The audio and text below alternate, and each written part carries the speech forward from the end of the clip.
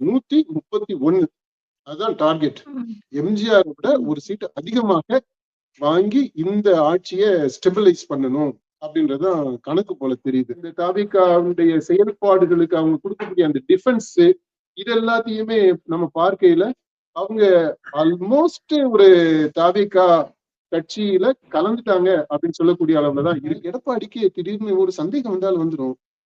எல்லாருமே போறாங்க, அப்ப நம்மளுமே இதை வந்து எம்எல்ஏ பதவியை ரிசைன் பண்ணிட்டு தாவேகால போய் சேர்ந்துடலாமா அப்படின்னு கூட தோன்றதுக்கான வாய்ப்புகள் இருக்கு. அது அமித்ஷாவினுடைய அனுமதியோட, அவருடைய ஆசையோட, அவருடைய அங்கீகாரத்தோட, அவருடைய சப்போர்ட்டோட, அவருடைய பாதுகாப்போட, நிறைய வார்த்தைகள் சொல்லிட்டேன், இத்தனை இதோட தான் இப்போ நடக்கக்கூடிய நிகழ்வுகள் எல்லாமே நடந்துகிட்டு இருக்கு அப்படின்றது ஒரு தியரி. பல ஆட்சியை கொடுக்கணும், நம்ம மேனிபெஸ்டோல சொன்ன விஷயங்கள் எல்லாம் நிறைவேற்றணும் அப்படின்றது இல்ல. அதுக்கெல்லாம் யோசிக்கிறதுக்கு அவங்களுக்கு டைமே இல்லை, அங்க மைண்ட்ல இடமே இல்லை. எல்லாரும் அந்த கோர் டீம்ல இருக்கிறவங்க எல்லாருமே இப்போ இந்த 118 அந்த மேட்ச் நம்பரை தாண்டணும், 131 இப்படி கொண்டு வரணும் அப்படின்றது, சாதனை படைக்கணும் அப்படின்றது அதுலதான் இருக்காங்க. திமுக கூட இருந்த அந்த கூட்டணி கட்சிகள் தான் இப்போ தாவேகா கூட இருக்கு. அப்போ என்ன பேரு பொருத்தமாக இருக்கும்? அவங்க சொன்ன பேரவே இப்ப சொல்ல முடியுமா? இந்த 5 வருஷம்ன்றது அவர் சொல்றாரு பாத்தீங்களா, அது வந்து டூ லாங்கஸ்ட் பீரியட். அந்த 5 வருஷம் வரைக்கும் இந்த அணியை வச்சிருப்பாங்களா அப்படின்றது கேள்விக்குமான சைன் என்ன அப்படின்னா, இந்த கூட்டணியில முடியும் போது எல்லாரும் ஒன்னா சேர்ந்து போட்டோ எடுக்கிறாங்க பாத்தீங்களா, அந்த போட்டோல தாவேகா கட்சி தலைவர் எங்க இருந்தாரு? ஏன் இல்ல? இவங்களெல்லாம் கூப்பிட்டு வந்து அனுசரிச்சு வச்சுக்கிட்டு இந்த வரப்போற இடைத்தேர்தல்ல அப்பா நீங்க வந்து சீட்டு கேட்டு என்ன பிரச்சனை பண்ணாதீங்க, இது எல்லாமே தாவேகா மட்டும்தான் போட்டியிடும் அப்படின்றத சொல்றதுக்கு ஒரு முன் தயாரிப்பாக இதை பயன்படுத்தி இருக்காரு. அந்த பேச்சுக்கு பின்னாடி இருக்கக்கூடிய உண்மை என்ன அப்படின்னா, இது நிக்காது, உங்களோட நானு பெர்மனண்டா அசோசியேட் பண்ணிக்க விரும்பல அப்படின்றதனுடைய வெளிப்பாடுதான், அதனுடைய வெளிப்பாடு, அதனுடைய செயலாக்கம் தான் விஜய் அந்த குரூப் போட்டோல நிக்காது.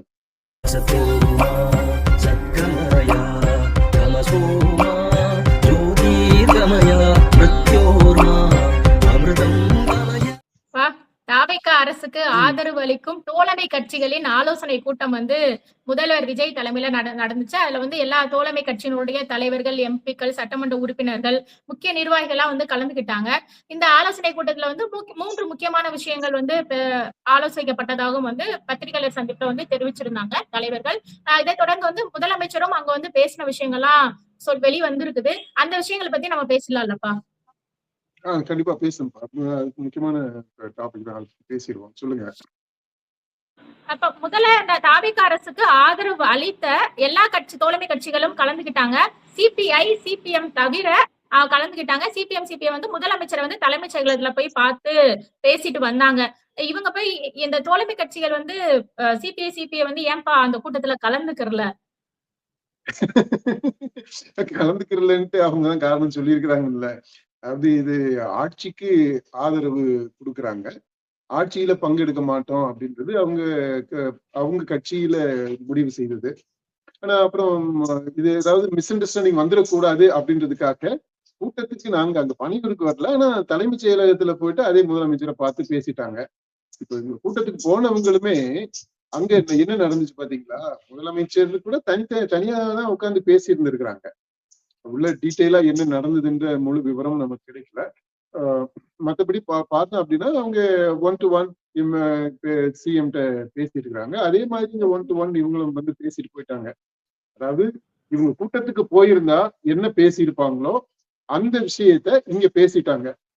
அதுல இந்த பம்மாத்தி எதுக்கு பண்ணணும்னு எனக்கு தெரியல. பேசாம அவங்களுமே கூட்டத்துக்கு போயிருந்து இருக்கலாம். அதுல என்ன கோட்பாடு, கட்சி முடிவு அப்படின்னு எல்லாம் பல காரணங்களை சொல்லிட்டு இங்க வந்து போயிட்டாங்க. இன்றைக்கு சிபிஎம் மாநில தலைவர் அவர் பேசியிருக்கிறாரு, நீங்க பாருங்க, திமுகவை அவ்வளவு கடுமையா விமர்சனம் பண்ணியிருக்கிறாரு. ஸ்டாலினவே நேரடியா பேரை சொல்லியே குறிப்பிட்டு விமர்சனம் பண்றாரு. இவ்வளவு கடுமையாக விமர்சனம் பண்ற அது பார்த்தோம்னா ஒரு வன்மம் வெளிப்படுறதையுமே கூட, அதாவது அப்ஜெக்டிவா நான் வந்து எந்த கட்சி சார்பு இல்லாம அவருடைய இன்டர்வியூ அவர் பேசினதை நம்ம பார்த்தோம்னா அதுல அவ்வளவு வன்மம் வெளிப்படுது. இவ்வளவு வன்மத்தோட எதுக்கு அவங்க திமுக கூட்டணியில இருந்தாங்க? சிபிஎம் உடைய தலைவரை பத்தி சொல்றேன். ஏன் கூட்டணியில இருந்தாங்க? அந்த தேர்தலுக்கு முன்னாடி இவங்க பிரிஞ்சு வந்திருந்திருக்கலாம், தாவிகா கூட சேர்ந்திருக்கலாம், அல்லது வேற ஏதாவது ஒரு ஏற்பாடு பண்ணி இருந்திருக்கணும். அவங்களா வற்புறுத்தி எந்த வற்புறுத்தலின் பேர்ல அவங்க உள்ள இருந்தாங்க? வெளியில இருந்து வற்புறுத்தல் தந்திருக்க முடியாது. இன்னைக்கு எப்படி அவங்க சுதந்திரமா கட்சி தலைமை அமைப்புல முடிவெடுத்து ஒரு ஆதரவு தெரிவிக்கிறதோ இல்ல வெளியில வர கூட்டணியில இருந்து வெளியில போறதோ அந்த முடிவு எடுக்கிறாங்க இல்லையா? அதே மாதிரியான உரிமையும் சுதந்திரமும் அந்த கடமையும் அவங்களுக்கு அப்பயும் இருந்தது தானே. அப்ப செய்யாம இப்ப அவங்க பேசுறது எல்லாத்துலயுமே அந்த வன்மம் வெளிப்படுறதுதான் எனக்கு ரொம்ப ரொம்ப டிஸ்டர்பிங்கா இருக்குது. எப்படா இந்த மாதிரியான கம்யூனிஸ்டுகள் மாதிரியான ஒரு கொள்கை பிடிப்புள்ளவங்கன்னு நம்ம எல்லாம் நம்பிக்கை இருக்கக்கூடியவங்க அவங்க இவ்வளவு நேர்மையற்றவர்களாக கூட இருக்க முடியுமா? அவங்களுடைய பேச்சுல அந்த நேர்மைத்தன்மை வெளிப்படல அப்படின்றதுதான் வருத்தத்திற்குரியது. அடுத்து முதல்வர் விஜய் சொன்ன விஷயங்களை பத்தி நம்ம பாத்துடலாம்ப்பா. அவர் இந்த தோழமை கட்சிகளுக்கு அறிவித்திருக்கிறாரு, நான் எதையும் எதிர்கொள்ள தயாராக இருக்கிறேன் அப்படிங்கிற மாதிரி அவர் சொன்னதா சொல்லியிருக்கிறாங்க. அதாவது எந்த நேரத்திலும் தேர்தல் வரலாம்னு சொல்றாங்க. ஆனா எந்த பிரச்சனைகள் வந்தாலும் எல்லாத்தையுமே சந்திக்க தயாரா இருக்கிறேன் அப்படின்னு சொல்லி விஜய் சொல்லியிருக்கிறாரு. அது எந்த பிரச்சனை வந்தாலும் அதை எதிர்கொள்ளக்கூடிய துணிச்சல் உள்ளவர் தான் அவரு. ஆனா அவங்களுடைய செயல்பாடுகளோ அல்லது இவர் முதலமைச்சர் விஜயினுடைய செயல்பாடுகளோ அதனால வரக்கூடிய சாதகமான பாதகமான அம்சங்கள் எல்லாம் இருக்கு பாத்தீங்களா? அதுல சாதகமான அம்சங்களை நிச்சயமாக அவங்க ஓன் பண்ணிப்பாங்க. பாதகமான அம்சங்கள் இருக்கு அப்படின்னா கண்டிப்பாக அது வழக்கம் போல அவங்க யாரும் ஓன் பண்ணிக்க மாட்டாங்க. அதற்கான பொறுப்பை எதிரிகள் மேல, எதிராளிகள் மேல அல்லது மற்றவர்கள் மேல சுமத்தி விடுறதுக்கு தான் பார்ப்பாங்க. இதுதான் அவங்களுடைய ட்ரெண்டாகவே இருக்கு. அந்த டைனாமிக்ஸ் இந்த டைனாமிக்ஸ்ல அவர் அவர் சொல்றதுபடி செய்வாரு அப்படின்றத நம்ம நம்பலாம். அப்புறம் தாவேகா வலிமையாக இருக்குது, இன்னும் சில கட்சிகள் நம்மளோட இணைவாங்க அப்படிங்கறதையும் ஒரு முக்கியமான விஷயமா சொல்லியிருக்கிறாருப்பா. ஏற்கனவே பலர் இணைஞ்சிட்டாங்க, இன்னும் அதிகமா பேர் வருவாங்க அப்படிங்கிறதையும் சொல்றாரு. தாவேகா வலிமையான கட்சி அப்படின்றதுல மாற்று கருத்தே கிடையாது. முதன்மையான கட்சி அப்படின்றதுலயும் மாற்று கருத்து கிடையாது. ஏன்னா தேர்தல் முடிவுகளை வச்சு நம்ம பார்க்கும் போதே 35 விழுக்காடு பெற்ற ஒரு கட்சி அதுதான் முதன்மையான கட்சியாக இருக்கு. சிங்கிள் லார்ஜஸ்ட் பார்ட்டியா இடங்களை பொறுத்த மட்டும் இருக்கிறது மட்டும் இல்லைங்க, பெர்சன்டேஜ் வைஸ் அந்த சப்போர்ட் வைஸ் பார்த்தோம் அப்படின்னா எந்த தனிப்பட்ட கட்சிக்கும் கிடைத்த வாக்குகளை விட அதிகமான வாக்குகளை பெற்றதாக தாவிகா இருக்கு. அந்த விதத்துல அது முதன்மையான கட்சி தான், முதல் கட்சியாகவும் இருக்கு. லீடர் இன்னைக்கு தமிழ்நாட்டை பொறுத்த மட்டும் இல்ல வலிமையான கட்சி அப்படின்னு அவர் சொல்றதுல முழுக்க முழுக்க நம்ம உடன்படுறோம். அப்புறம் மாற்று கட்சிகள்ல இருந்து படைப்படையா சனிக்கிழமை சென்றம் நம்ம பாக்குறோம் இல்லையா? ஒவ்வொரு சனிக்கிழமையுமே ஏதோ இந்த இது அன்னதானம் பண்ற மாதிரி கோவில்கள் எல்லாம் பண்ணுவாங்க தெரியுமா? இந்த வெள்ளி செவ்வாயில எல்லாம் ஒவ்வொரு கோவில்லையுமே ஒரு நாள் இருக்கு. வியாழக்கிழமை போயிட்டோம்னா நம்ம இவரு சாய்பாபா கோயில் எல்லாம் அங்க பண்ணுவாங்க. இப்ப அந்த மாதிரி இந்த கோயில்ல பழையூர் பங்களா கோயில்ல சனிக்கிழமை விருந்து நடக்குதுன்னு நினைக்கிறேன். இது அன்னதானம் நடக்கிறது மாதிரி ஆகி போயிடுச்சு. இப்ப அது மாதிரி கூட்டமா வந்துகிட்டு இருக்கிறாங்க சனிக்கிழமைகள் எல்லாம். அந்த இது எல்லாமே இந்த இது இன்னும் வலுவடைஞ்சுக்கிட்டு வருது அப்படின்றத காட்டுது. ஒரு பாப்புலர் லெவல்ல, ஒரு மாஸ் லெவல்ல அது ஒரு பெர்செப்ஷனை உருவாக்குது. அது இல்லாம கட்சிகள் அப்படின்ற அளவுல பார்த்தோம்னா இப்ப ஏறத்தாழ இந்த விடுதலை சிறுத்தைகள், காங்கிரஸ், IUML, முஸ்லிம் லீக் இவங்க இந்த மூணுமே ஒன்னா சேர்ந்தது மாதிரிதான். அமைச்சரவையில பங்கெடுக்கிறாங்க அப்படின்னா கூட்டா சேர்ந்துட்டாங்க. ஓரளவிற்கு தாவேகாவோட மிங்கிள் ஆயிட்டாங்க. பெரிய அளவுல அவங்களுடைய ஐடென்டிட்டியுமே அவங்களுடைய தன் அடையாளத்தையுமே கரைச்சிட்டாங்க அப்படின்னு தான் சொல்லணும். ஏன்னா அவங்க தனிப்பட்ட அடையாளத்தோட அரசியல் இருக்க முடியாது. அவங்களுடைய பேச்சு, அவங்களுடைய நடத்தை, அவங்க இந்த தாவேகாவுடைய செயல்பாடுகளுக்கு அவங்க கொடுக்கக்கூடிய அந்த டிஃபென்ஸ் இது எல்லாத்தையுமே நம்ம பார்க்கையில அவங்க ஆல்மோஸ்ட் ஒரு தாவேகா கட்சியில கலந்துட்டாங்க அப்படின்னு சொல்லக்கூடிய அளவுலதான் இருக்கு. அந்த விதத்திலையும் பார்த்தோம்னா தாவிக பெருசா ஆயிருக்கு, வலிமை அடைஞ்சிட்டு வருது. இது போக வெளியிலிருந்து ஆதரவு தெரிவிக்கிற அந்த இடதுசாரிகள் 2 பேரு. அதுல மார்க்சிஸ்ட் நம்ம பத்தி சொன்னோம். நம்ம இப்ப சொன்னோம். அவரு பேசக்கூடிய பேச்செல்லாம் பார்த்தோம்னா, அவங்க அமைச்சரவையில இருக்கக்கூடிய காங்கிரஸ் என்ன பேசுமோ, அத விட தீவிரமா ஆ ரொம்ப அன்போடையும், அக்கறையோடையும் தாவேகாவ சப்போர்ட் பண்றாரு. ஆல்மோஸ்ட் விஜயனுடைய காலடியில விழுந்து அவர தாங்கி பிடிக்கிறது மாதிரி அவருடைய பேச்சு இருக்கு. அந்த மாதிரி அவங்களும் வந்துட்டாங்க. இப்ப இதுல மிச்சம் இருக்கிற இனிமேல் வரப்போறவங்க யாரு அப்படின்னு பார்த்தோம்னா, இந்த தமிழ் மாநில காங்கிரஸ்னு ஒரு ஒரு பார்ட்டி இருக்கு. இருந்துச்சு, விஜயவா சார். இருக்கிற மாதிரி சொல்றாங்க. அது அது வர்றதுக்கான வாய்ப்புகள் இருக்கு. அமமுகவுல இருந்து ஒரு எம்எல்ஏ வந்துட்டாரு. ஒருவேளை கட்சியாகவே கூட தினகரனே கூட இந்த பக்கம் வரலாம். அது ஒண்ணு பாக்கி இருக்கு. அப்புறம் ஆமா இவங்க இருக்காங்க, பாட்டாளி மக்கள் கட்சி. அவங்க எப்படின்னா ஆமா. ஒரு லவ் ஹேட் ரிலேஷன்ஷிப் மாதிரி. இந்த காதல்ல சொல்லுவாங்க தெரியுமா? ஊடலும் இருக்கும், கூடலும் இருக்கும். அப்படி அந்த மாதிரியான ஒரு ரிலேஷன்ஷிப்ல தான் இப்ப இது வரைக்கும் போய்கிட்டு வருது. அப்படியே இப்ப அண்டர்ஸ்டாண்டிங்கா பேசிப்பாங்க. அதே சமயத்துல விமர்சனம் பண்றது மாதிரி இருப்பாங்க. 2ம் அப்படி போய்கிட்டு இருக்கு. ஒருவேளை அவங்க இந்த பக்கம் வர்றதுக்கான வாய்ப்புகள் இருக்கலாம். இன்னொன்னு வந்து ஏன் நம்ம இவங்க இருக்கிறாங்கல்ல சசிகலா அம்மா, அவங்க ஒரு கட்சி ஆரம்பிச்சிருக்காங்க. அந்த கட்சி கூட வர்றதுக்கு பாசிபிலிட்டிஸ் இருக்கு. ஆஹ் வேற கட்சிகள்னு பார்த்தா யாரு, கருணாஸ் ஒரு கட்சியை தேமுதிகப்பா. வச்சிருக்காரு. தேமுதிக இந்த பக்கம் இருக்கிறது. திமுக அணியில இருக்கக்கூடிய திமுகல தேமுதிக இருக்கிறாங்க. இருக்கு. தேமுதிகவும் வரல. ஏன்னா அவங்க பிரேமலதாவை பொறுத்த மட்டும் விஜய் அவங்க வீட்டுக்குள்ள அப்படிதானே அவங்க பேசி இருக்கிறாங்க. ஆமா. தம்பி என் பிள்ளை அப்படின்ற ரேஞ்சில தான் அவங்க பேசுறாங்க. அதனால அவங்க எளிதாக பிரிஞ்சு வந்துட முடியும். வர்றதுன்னா வந்துடலாம். ஒருவேளை அந்த பேச்சுவார்த்தைகள் கூட நடந்துகிட்டு இருக்கா என்னன்னு தெரியல. அடுத்தது வேற யாரு இருக்கிறா? அவ்வளவுதான், ஏறத்தாழ எல்லா கட்சிகளையும் சொல்லிட்டோம். இவங்க எல்லாருமே வர்றதுக்கு அதிமுக வாய்ப்புகள் விட்டீங்க. இருக்கு. யாரு? ஏற்கனவே அதிமுக காலியா தான். இது அதிமுகவினுடைய நிலையை நம்ம பார்க்கையில அப்படியே போய்கிட்டே இருக்கிறாங்க. இன்னைக்கு 2 முக்கியமான விஜய பாஸ்கர்ஸ் ஆமா. வந்து சேர்ந்திருக்கிறாங்க. அடுத்தடுத்து இன்னும் பெரிய கியூவே வெயிட்டிங்ல இருக்கும் போல தெரியுது. எம்எல்ஏஸே வர்றதுக்கு ரெடியா இருப்பாங்கன்னு நினைக்கிறேன். நம்ம ஏற்கனவே சொன்னோம் விஜய்க்கு டார்கெட் 125 அப்படின்றது. இந்த ஜோதிடர் வந்து அவருடைய ராசிப்படி 126 இருக்கணும். அது 9 வர்றது மாதிரி இருக்கணும். ஏன்னா கரூர்ல நீங்க எடுத்துக்கிட்டீங்கன்னா செப்டம்பர்ல தான் நடந்துச்சு. அது 27 நடந்துச்சு. அதுக்கு பாத்தீங்கன்னா 9 கூட்டுத்தொகை வரும். செப்டம்பர்னா 9வது மாசம். இது 27 வந்து 2+7 வந்து 9 அப்படி வருது.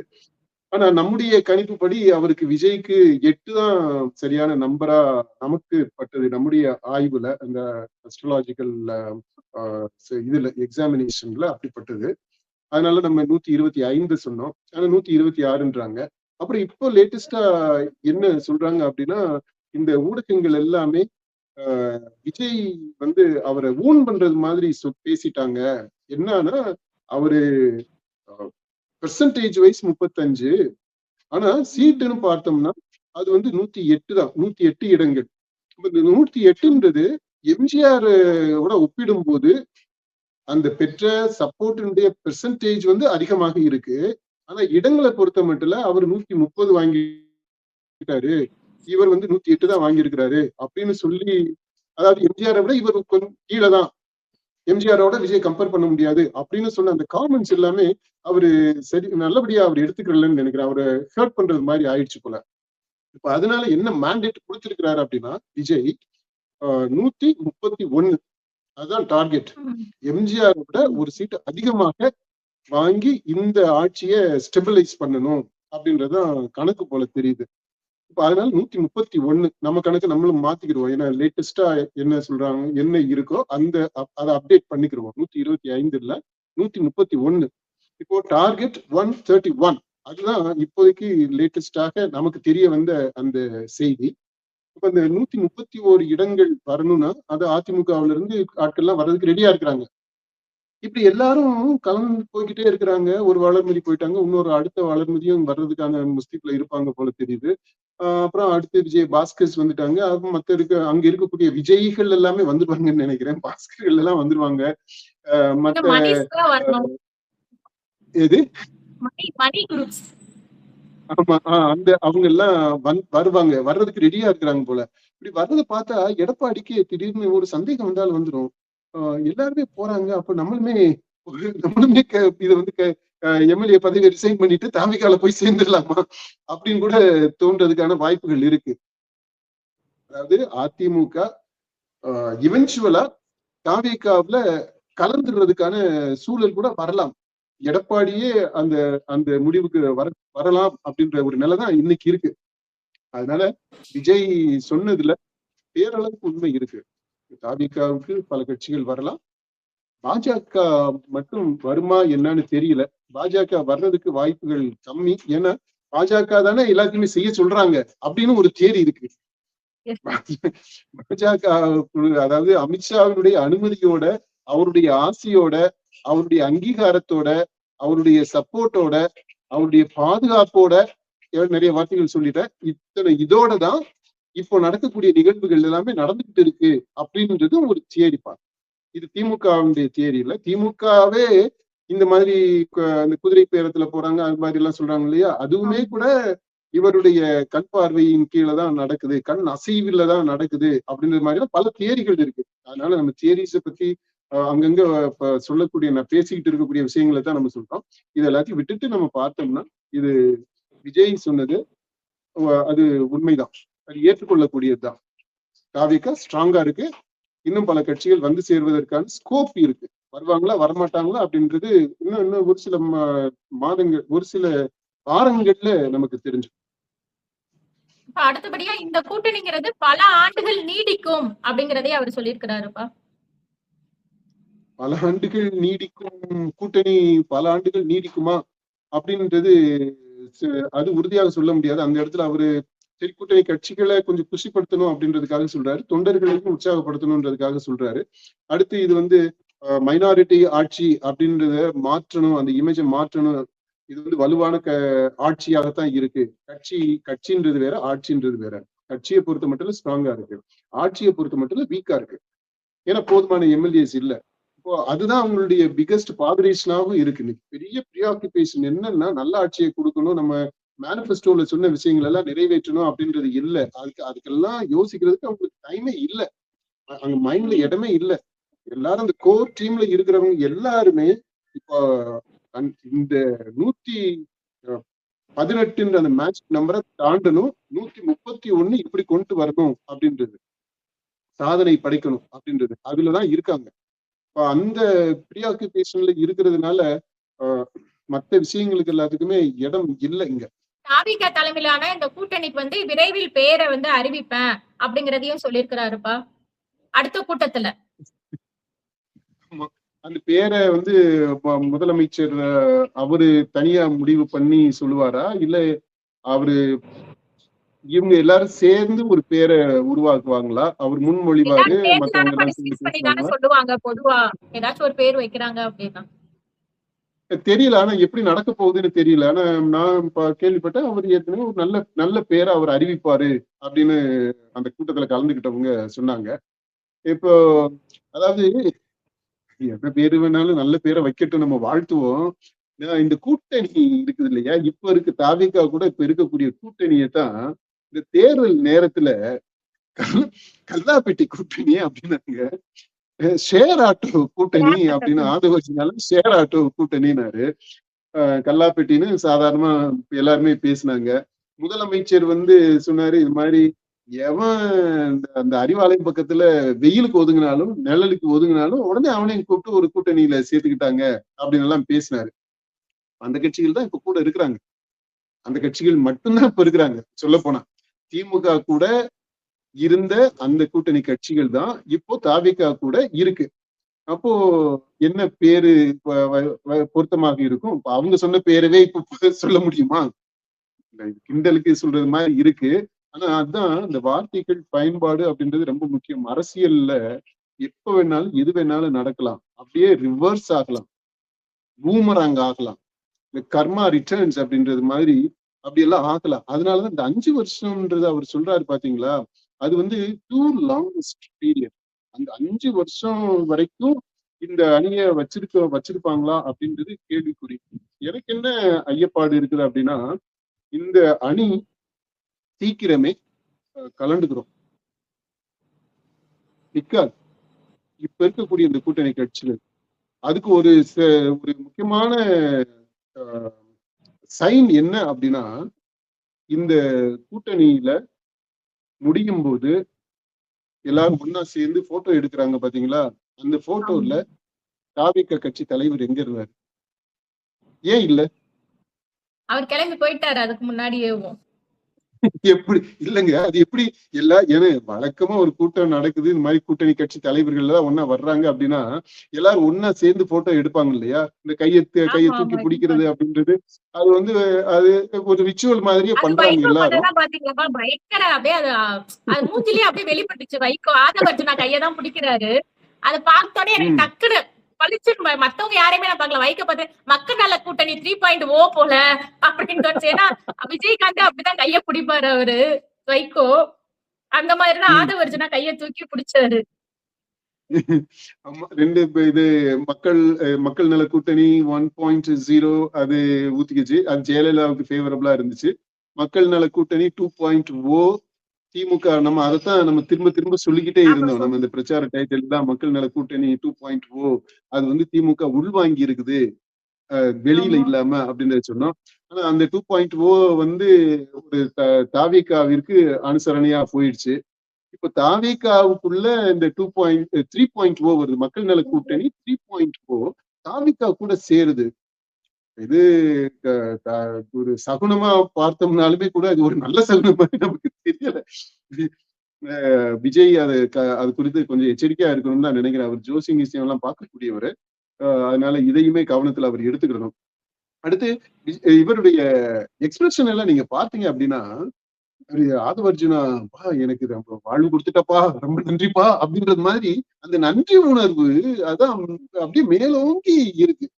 அந்த வார்த்தையை பயன்படுத்தலாமா என்னன்னு தெரியல. நம்ம இந்த எங்க ஏரியாவில எல்லாம் இந்த மாதிரியான ஒரு வழிகிற இது பாத்தீங்களா, அப்படியே அசட்டு வழிகிறது. அதுக்கு வந்து இந்த எச்சிக்கலப்பா அப்படின்னு அந்த மாதிரி ஒரு வார்த்தையை பயன்படுத்துவாங்க. அது எதுக்குன்னா அது ஓவர் அசட்டு வழிகிறது. அப்படி இவருடைய செயல்பாடுகள், அந்த எக்ஸ்பிரஷன் வளைஞ்சது நெளிஞ்சது அப்படியே பப்ளிங் வித் ஜாய். ஐயோ, அது எப்படி சொல்றது, ஏறத்தால அவர் வீட்டுலயுமே அப்படிதான் நடந்துகிட்டாரு. அவர் விஜய் வீட்டுக்கு வரும்போதும் அப்போ நீங்க அவருடைய எக்ஸ்பிரஷன்ஸ் நீங்க பாத்தீங்கன்னா தெரியும். அதே மாதிரிதான் இப்போ ஆதவர்ஜுனா கிட்டையுமே அப்படியே வழிகிறார். அது அவர் கொஞ்சம் இமோஷனலான ஆள் தான். அதனால சரி நம்ம அப்படி புரிஞ்சுக்கணும். வைகோ அப்படிதான் அவருடைய போனா ஒரு எக்ஸ்ட்ரீமுக்கு போவாரு. இந்த பத்திரிகையாளர்கள் இதுல கூட நீங்க பாருங்க, அப்படியே கொதிக்கிறாரு. இல்லையா உண்மை என்னன்றத நீ சொல்லு, நிதானமா சொல்லலாம்ல. அவரு சீனியர் மேன். அவரு வாங்கல, நடந்துச்சு நடக்கல அப்படின்றத நிதானமா சொல்லலாம். அப்படியே அந்த ரியாக்ஷன் கொதிக்கும் போது என்ன ஆகுதுன்னா, ஆமா அப்ப நடந்திருக்குது அவங்க அப்படித்தானே தோணும். இல்லாட்டி எதுக்கு இவ்வளவு ஆத்திரப்படணும், வேகப்படணும் அப்படி. அந்த விதத்துல அவரு கொஞ்சம் இந்த உணர்ச்சி வசப்பட்டு பேசக்கூடிய நபர் தான். அப்படி நம்ம அதை புரிஞ்சுக்கலாம். அடுத்து இந்த போட்டோ மேட்டருக்கு வருவோம்ப்பா. எல்லா தலைவர்களும் போட்டோ எடுக்காங்க, ஆனா விஜய் வந்து இல்ல, அவர் தான் தலைவர். அந்த இதை சொல்லிடுங்கப்பா. ஆமா, இப்ப என்ன காரணம்னா, நான் சொன்னேன் இந்த கூட்டணி நிக்காதுப்பா. ஏன்னா நம்ம முன்னாடி போய் பேசின மற்ற எல்லாத்தையுமே லிங்க் பண்ணி பாக்குறோம். இப்போ இவர் இந்த கூட்டணியை கூப்பிட்டுருக்கிறது எதுக்குன்னா, இந்த இடைத்தேர்தல் சம்பந்தமா பேசுறதுக்கு தான், ஒரு வார்ம் ஃபீலிங்கை உருவாக்கி விடுறதுக்கு. அடுத்து இவங்களெல்லாம் கூப்பிட்டு வந்து அனுசரிச்சு வச்சுக்கிட்டு, இந்த வரப்போற இடைத்தேர்தல்ல அப்பா நீங்க வந்து சீட்டு கேட்டு என்ன பிக்சர் பண்ணாதீங்க, இது எல்லாமே தாவேகா மட்டும்தான் போட்டியிடும் அப்படின்றத சொல்றதுக்கு ஒரு முன் தயாரிப்பாக இதை பயன்படுத்தி இருக்காரு. First point. ரெண்டாவது, இந்த மாதிரி இந்த கூட்டணி கட்சிகள் எல்லாம் வந்துட்டா நீங்க களத்துல எங்களுக்கு சேர்ந்து வேலை செய்யுங்க, சீட்டு எதிர்பார்க்காதீங்க, தாவிக ஆட்கள் தான் இருப்பாங்க, எங்களுடைய இலக்கு வந்து கம்ஃபர்டபுளா நாங்க ஆட்சியில இருக்கிறோம், எங்களுடைய எம்எல்ஏஸ் இருக்கணும். அப்படி இருந்தாலும் உங்களை நாங்க கைவிட மாட்டோம் ரெண்டாவது பாயிண்ட், நீங்க வந்து அமைச்சரவையில இருப்பீங்க அப்படின்ற அந்த உத்தரவாதத்தை கொடுக்கறது மாதிரி பண்ணியிருக்கிறாங்க. ஆனா விஜயினுடைய அணுகுமுறை என்ன அப்படின்றத திரும்ப திரும்ப நம்ம சொல்லிக்கிட்டு இருக்கிறோம். அவரு மத்தியில் இருக்கக்கூடிய அரசு கூட இணக்கமாக தான் போவாரு. அதை அவர் ஓப்பனாவே டிக்ளேர் பண்ணியிருக்கிறார். இணக்கமாக செல்லுவார். பாஜக கூட இணக்கமாக இருக்கும் இந்த தாவிக அரசு. அப்படி இணக்கமாக போறதுக்கு தான் அவங்க இண்டிபெண்டா அவங்களே ஒரு மெஜாரிட்டியா இருக்கணும், ஆட்சியில இருக்கணும் அப்படின்றது. அதாவது வேற யாரும் நை நை நை நைன்ட்டு தொந்தரவு பண்ணக்கூடாது. ஓகே, இந்த இந்த இது சரியில்லை, அது சரியில்லை. இப்ப ஏற்கனவே பேசிட்டாங்க பாத்தீங்களா, விசிகா எல்லாம் விமர்சனம் பண்ணாங்க. இவங்க கம்யூனிஸ்டுகளும் லேசா அப்படி சொல்லிட்டு அப்படியே ஜெகா வாங்கிட்டாங்க. இப்ப இந்த மாதிரி இருக்கு இல்லையா, இப்படி இந்த குத்தி காட்டுறது இது அந்த அந்த வேலையே இருக்கக்கூடாது. ஃப்ரீயா நினைச்சத செய்யணும். அப்படி செய்யணும்னா அவங்களுக்கு தனியா மெஜாரிட்டி வேணும். இப்ப அதுக்குதான் இடைக்காலமா நம்ம என்ன சொன்னோம், இப்படி அந்த அணுகுமுறையில ஒருவேளை இந்த இடைத்தேர்தல்ல போதிய அளவுக்கு சீட் வரலனாலும் இப்போ இம்மீடியட்டா நடக்க போறதுல பாமக உள்ள வரும், காங்கிரஸ் வெளியில போகும். காங்கிரஸ்ல வெளியில போகும் அப்படின்னா காங்கிரஸ் கொள்கை அளவுல சொல்லலாம். ஆனா இப்ப இருக்கக்கூடிய அமைச்சர்கள்லாம் நாங்க காங்கிரஸை விட்டுட்டு தாவிகாவில சேர்ந்துக்கிறோம் அப்படின்ட்டு போனாங்கன்னா என்ன பண்ண முடியும்? அப்படியே நடக்கிறதுக்கு வாய்ப்புகள் இருக்கு. அப்படி அது தாவிகாவுடைய அரசாக இருக்கும். பாஜக கூட இணங்கி இணக்கமாக செல்லுவதற்கு இடைஞ்சல் தராத அரசாக அடுத்து இப்ப அமைய போகுதுப்பா. அப்படி அந்த அரசுல பாஜக கூட இணக்கமா இந்த தாவிக போகும்போது, விஜய் மோடியோடு ஒரு நல்லுறவை வச்சுக்கும் போது, அமித்ஷா சொல்றபடி இவர் கேட்டு நடக்கும்போது, அதற்கு எதிர்ப்பு தெரிவிக்கக்கூடியவங்க யாரும் அமைச்சரவையில இருக்க முடியாது. அது விசிகாவா இருக்கலாம், இடதுசாரிகள் ஏற்கனவே வெளியில இருக்காங்க, அவங்க சப்போர்ட்டை வித்ரா பண்ணிக்கலாம். முஸ்லீம் லீக் இருக்கிறாங்க, அவங்க அமைச்சரவையில இருந்து கலந்துக்கலாம். இப்படி யார் கலந்துக்கிட்டாலும் ஆட்சி இருக்கும், தாவேக ஆட்சி நடத்தும், அதுல பிரச்சனை வராது. அதுக்கு உத்தரவாதம் பண்ணிக்கிறக்கூடிய விதத்துல இது நடக்குது. அதனாலதான் விஜய் இப்ப இந்த தலைவர்கள் கூட சேர்ந்து ஒரு போட்டோ எடுத்துக்கிட்டாருன்னா, போட்டோன்றது வந்து இட் இஸ் பெர்மனன்ட். அந்த மாதிரி ஒரு நிரந்தரமாக இவங்க கூட உறவுல இருக்கிறது மாதிரி விஜய் காட்டிக்க விரும்பல. ஏன்னா அவருக்கே தெரியும் இது வந்து ஒரு தற்காலிக செட்டப் தான். இப்போ இந்த கூட்டணி நீடிக்கும், நிலைக்கும், 3 வருஷத்துக்கு இருக்கும், 5 வருஷத்துக்கு இருக்கும், இல்ல 25 வருஷத்துக்கு இருக்கும் அப்படின்றதெல்லாம் பேச்சு. அந்த பேச்சுக்கு பின்னாடி இருக்கக்கூடிய உண்மை என்ன அப்படின்னா, இது நிக்காது, உங்களோட நானு பெர்மனண்டா அசோசியேட் பண்ணிக்க விரும்பல அப்படின்றதனுடைய வெளிப்பாடு தான். அதனுடைய வெளிப்பாடு, அதனுடைய செயலாக்கம் தான் விஜய் அந்த குரூப் போட்டோல நிக்காது.